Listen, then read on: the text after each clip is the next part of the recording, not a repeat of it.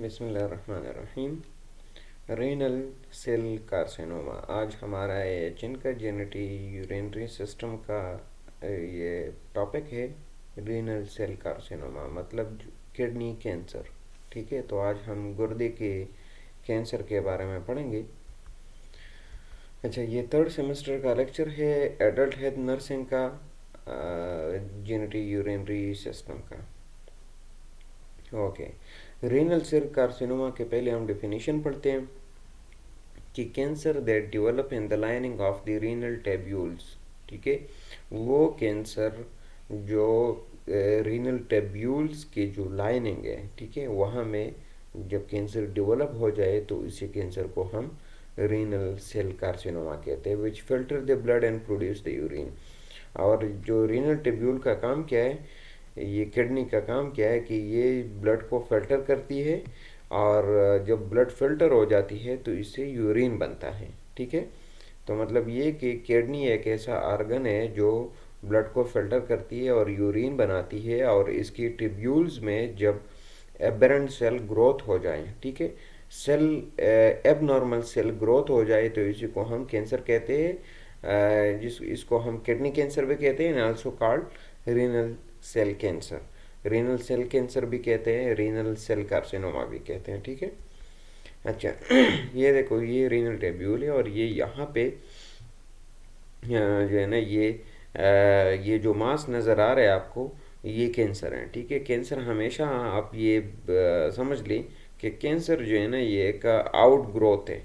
ठीक है, एक एब नॉर्मल ग्रोथ है। जिस तरह की नॉर्मल ग्रोथ होती है, अगर उससे ज़्यादा, ठीक है, जब नॉर्मल ग्रोथ से ज़्यादा ग्रोथ हो जाए, ख्वाह कि ये नंबर ऑफ द सेल्स में इंक्रीज हो या साइज ऑफ द सेल में इंक्रीज हो। ठीक है, जब size of the cell increase हो जाए तो तब भी इसको हम कैंसर कहते हैं, और या जब number of the cell increase हो जाए तो तब भी इसको हम कैंसर कहते हैं। ठीक है, पैथोफिजियोलॉजी इसकी है कि renal cell carcinoma is the most common type of tumour that affect the kidney.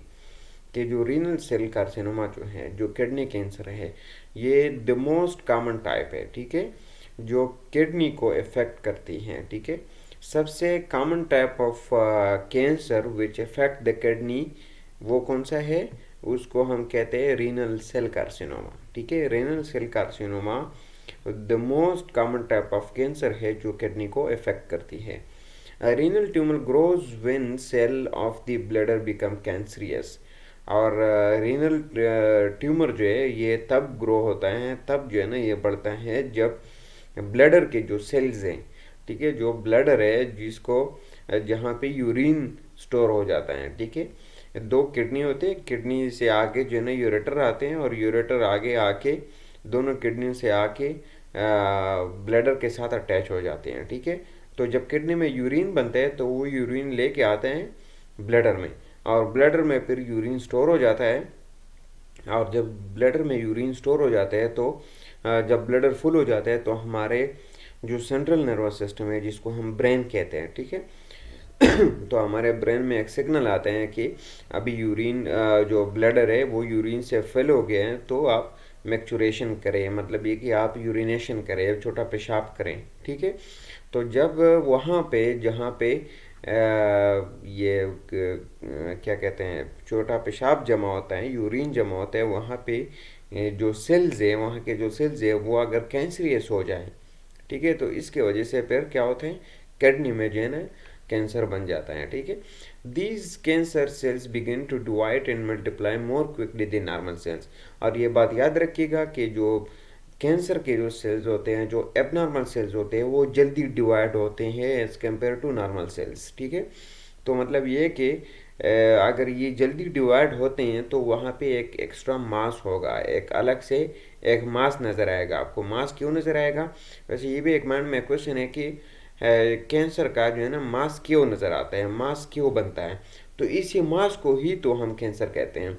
और ये एक बात है कि ये मास इसलिए भी बनता है कि जो हमारे बॉडी के जो नॉर्मल सेल्स हैं, ठीक है, अगर जब आपके बॉडी में कैंसर हो जाए तो वहाँ के जो एबनॉर्मल सेल्स है वो जल्दी मल्टीप्लाई होंगे, ठीक है, 1 से 2, 2 से 4, 4 से 8 और इस तरह के जो है ना जल्दी जल्दी मल्टीप्लाई होंगे as compare to normal sales.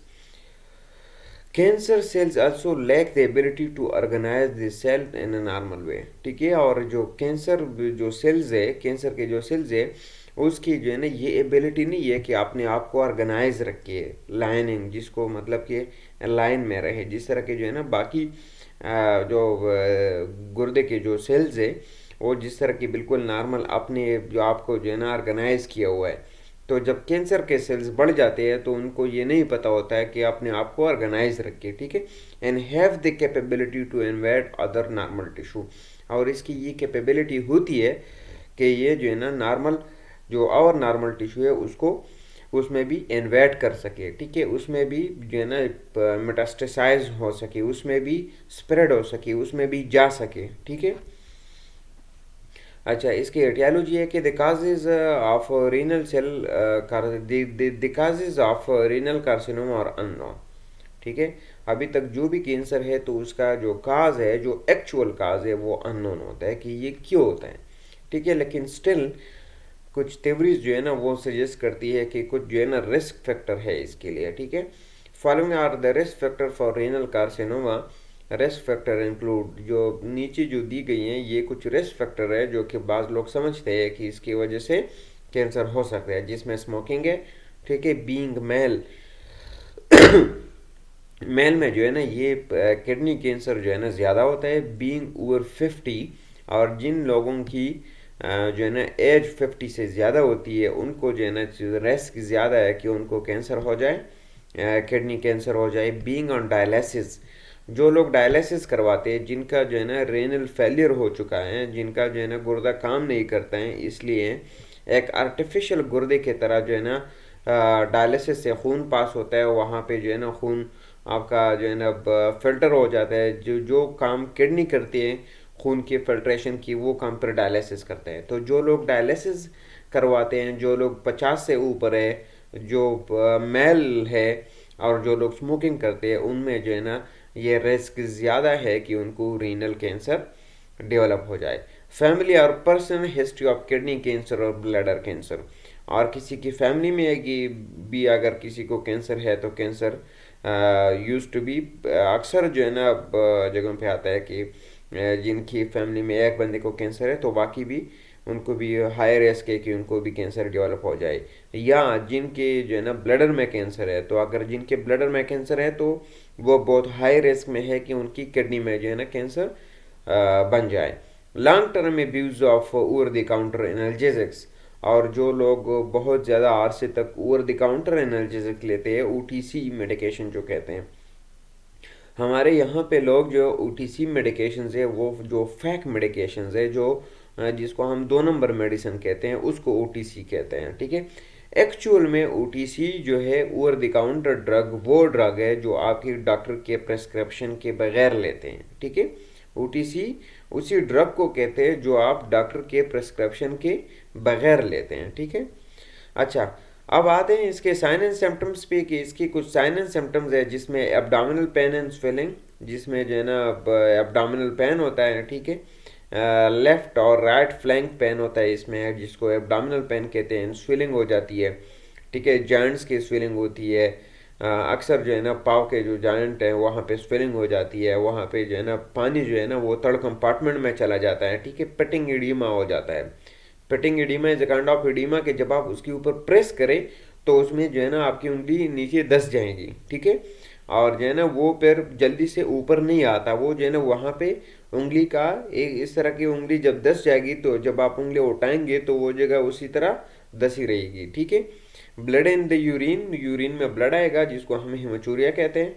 Flank pain, flank जो हमारा जो राइट साइड पे जो पेट का जो बिल्कुल राइट साइड है और या जो है ना लेफ्ट साइड है उसको हम फ्लैंक कहते हैं, ठीक है। तो वहाँ पे पेन होगा। एब्डोमिनल मास, और अगर मास बहुत बड़ा है तो जब आप चेक करेंगे एब्डोमिन एग्जामिनेशन करेंगे, जिस तरह के हम एब्डोमिनल एग्जामिनेशन में हम किडनी को ट्रैप करते हैं, तो जब आप एब्डोमिनल मास को चेक करेंगे, एब्डोमिनल एग्जामिनेशन करेंगे तो वहाँ पे आपको एक एब्डोमिनल एब्डोमेन के अंदर एक मास पल्पेट होगा, ठीक है, नज़र आएगा। अच्छा, वेट लॉस होगा, इस तरह के लोगों को जो है ना वेट लॉस हो जाता है, अनएक्सप्लेन्ड वेट लॉस, ठीक है। उनको जो है ना, उन्होंने कोई जो है ना डाइटिंग नहीं की है, उन्होंने कोई इस तरह की कोई मेडिकेशन नहीं खाई है वेट लॉस के लिए, लेकिन उन लोगों का वेट लॉस हो जाता है। एनीमिया, उनमें खून की कमी हो जाती है, ठीक है। और फिर ठीक वो तके हारे रहते हैं, ठीक है, और जो है ना एक्टिव नहीं रहते, तके रहते हैं। अच्छा, इसके डायग्नोसिस जो है ना हम कैसे करेंगे कि ये जो है ना रीनल कैंसर है। एक तो जो है ना हम फिजिकल एग्जामिनेशन करेंगे, फिजिकल एग्जामिनेशन में हम overall head to toe examination करते हैं, जिसमें जो है ना हम पेटिंग एडिमा और ये चीज़ें देखते हैं। और दूसरी बात ये कि हम जो है ना एब्डोमिनल एग्जामिनेशन करेंगे। एब्डोमिनल एग्जामिनेशन में हमें जो है ना, जब हम किडनी को पल्पेट करेंगे, डीप पल्पेशन करेंगे, किडनी को ट्रैप करने की कोशिश करेंगे, तो वहाँ पे हमें एक मास फील होगा, ठीक है। सीबीसी कराएंगे पेशेंट का, यूरिन टेस्ट कराएंगे, अल्ट्रासाउंड कराएंगे। यूजली अल्ट्रासाउंड में भी नज़र आ जाता है कि वहाँ पे जो है ना एक एबनॉर्मल मास है, और दिस एबनॉर्मल मास में भी कैंसर, ठीक है। सीटी कराते हैं, ठीक है, पेशेंट का सीटी स्कैन कराते हैं, एमआर स्कैन कराते हैं, जिसको एमआरआई कहते हैं, ठीक है। अच्छा, इसके ट्रीटमेंट जो है ना दो तरीकों से, तीन तरीकों से है बल्कि, ठीक है। एक तो ये है कि इसकी सर्जरी की जाए, ठीक है, या तो ये कि रेडिएशन की जाए, और या ये कि केमोथेरेपी की जाए, ठीक है। सर्जरी तो आपको पता है कि सर्जरी किसे कहते हैं। रेडिएशन जो है ना एक प्रॉपर एक्स रेज यूज़ की जाती है जहाँ पे कैंसर है, वो कैंसर सेल्स को किल करने के लिए, ठीक है। एक ऐसे रेज होते हैं जो आपकी बॉडी से पास कर दी जाती है, और जहाँ पे एबनॉर्मल सेल्स है, तो वो एबनॉर्मल सेल्स उस रेस की वजह से किल हो जाते हैं, मर जाते हैं। तो उसमें जो है ना अक्सर ये होता है कि जब एबनॉर्मल सेल्स किल हो जाते हैं, मर जाते हैं, तो इसके साथ साथ जो सराउंडिंग में जो नॉर्मल सेल्स है वो भी मर जाते हैं इसके साथ, ठीक है। और chemotherapy as a medication used for cancer, ठीक है। केमोथेरेपी जो है ना उसी थेरेपी को कहते हैं जिसमें हम मेडिकेशन देते हैं, ड्रग्स देते हैं, जिस तरह के जो है ना टेबलेट हो गया, कैप्सूल हो गया, ठीक है। जब कैंसर के मरीज को हम टेबलेट देते हैं या कैप्सूल देते हैं, तो उसको हम केमोथेरेपी कहते हैं, ठीक है। तो अब सर्जरी की बात करते हैं। To remove all part of the kidney, nephrectomy जिसको कहते हैं, इज रिकमेंडेड।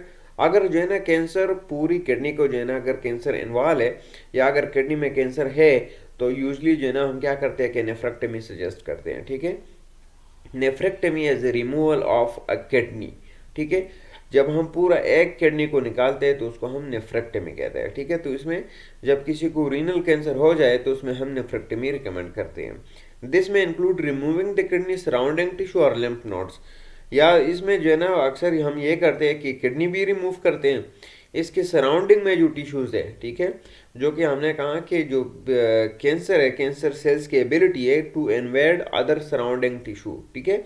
तो रिस्क ये है कि अभी ये जो सराउंडिंग टिश्यू है वहाँ पे भी ना गया हूँ, ठीक है, और लिम्फ नोड्स में कहीं ना गया हो, तो हम साथ साथ किडनी को रिमूव करते हैं, सर्जिकली उसको आउट करते हैं, और जो सराउंडिंग टिश्यू है उसको भी काट के रिमूव करते हैं, और जो लिम्फ नोड्स है उसको भी हम रिमूव करते हैं, ठीक है। रेडिएशन की जाती है, और chemotherapy are not very effective in treating kidney cancer, ठीक है।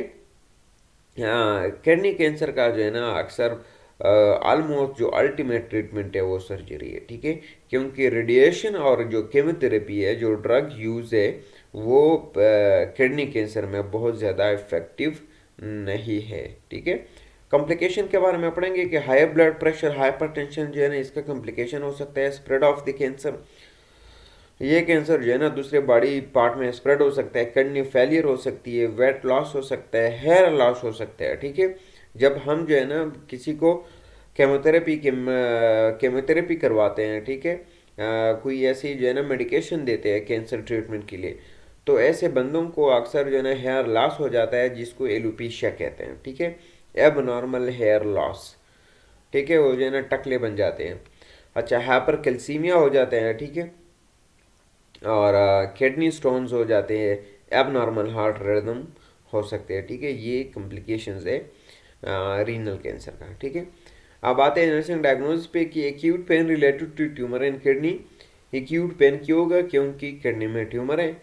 Excess fluid volume related to sodium and water retention, ठीक है। जब सोडियम रिटेन होगा तो उसमें वाटर की रिटेंशन हो जाएगी।